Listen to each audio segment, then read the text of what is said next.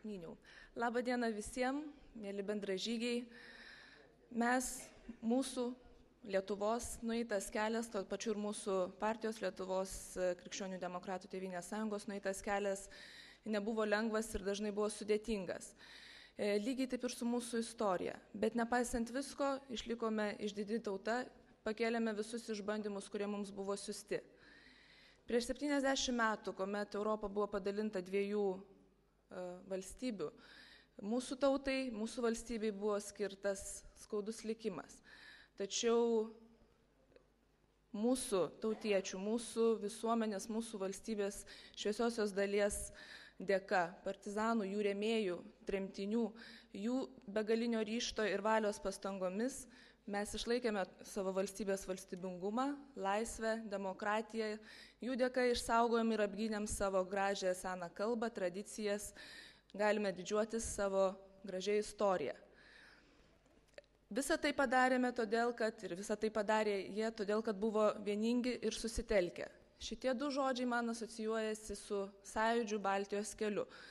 Atsimenu, kuomet pati tėčiui sėdėdama ant pečių šitose mitinguose mačiau jūrą žmonių ir jūrą trispalvių. Tai buvo turbūt pats didžiausias įspūdis ir pats didžiausias suvokimas, kas tai yra vienybė. Ir šitas įvaizdis išliks man turbūt visam gyvenimui. Užtat esu labai laiminga, kad gyvenu būtent šituo laikotarpiu.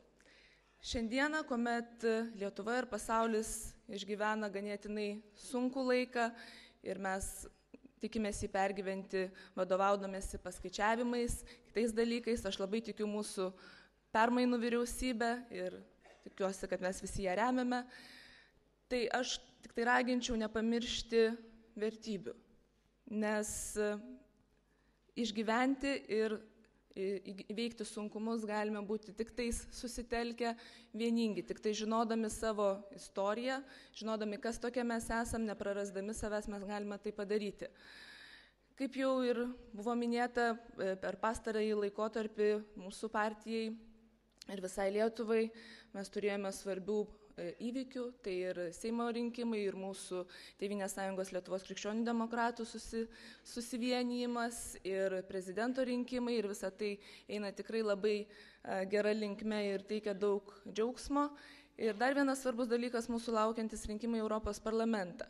Ir Lietuva turi šansą, turi galimybę išrinkti tuos žmonės, kurie tinkamai atstovautų Lietuvai. Ir aš tikiu mumis, tikiu Tėvynės sąjunga Lietuvos krikščionimis demokratais, nes tai būtent ta politinė jėga, kuri kovoja Europoje ir Lietuvoje dėl krikščioniškų vertybių įtvirtinimo. Nes tik tai būdami sąžiningi, solidarūs, padėdami vieni kitiems mes galėsime kurti tą mūsų bendrą ateitį.